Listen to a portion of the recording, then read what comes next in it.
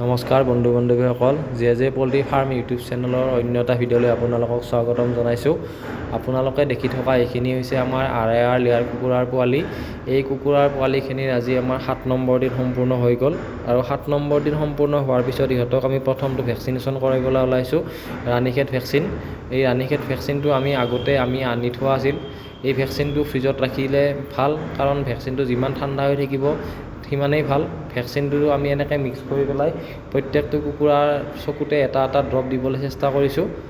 আৰু আপোনালোকে ভেকচিন দিয়াৰ সময়ত এটা কথা লক্ষ্য কৰিব বা মন দিব, ভেকচিন দিয়াৰ আগদিনাখন আৰু ভেকচিন দিয়াৰ পিছদিনাখন কুকুৰাৰ পোৱালিক কোনো ধৰণৰ মেডিচিন খাবলৈ নিদিব।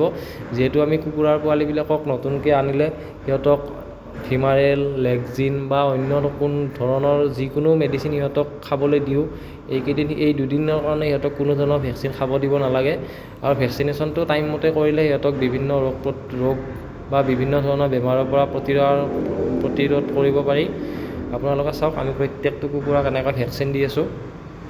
আৰু আমাৰ কুকুৰাখিনি এতিয়া বৰ্তমান সম্পূৰ্ণ সুস্থ হৈ আছে। এটা কুকুৰা আমি মৰ্টেলিটি পোৱা নাই। এইখিনি আমাৰ হৈছে ৰ'ড আইলেণ্ড ৰেড কুকুৰা পোৱালি। এইখিনি কণীৰ কাৰণে এইটো প্ৰজাতিৰ কুকুৰা কণীৰ কাৰণে বিখ্যাত।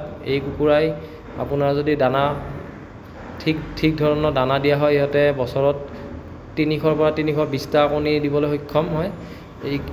এই কুকুৰাখিনি আমি এতিয়া আৰু আপোনালোকক আমি জনাইছিলোঁৱে, এই কুকুৰাখিনি আমি ইনকুবেটৰতে ব্ৰিডিং কৰিবলৈ চেষ্টা কৰিছিলোঁ আৰু আমি এইটোত সফল হৈছোঁ।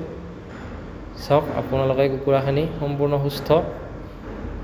আৰু গৰমৰ দিনত ব্ৰিডিঙৰ কাৰণে ইমান টেনশ্যন ল'ব লগা নাই বাৰু।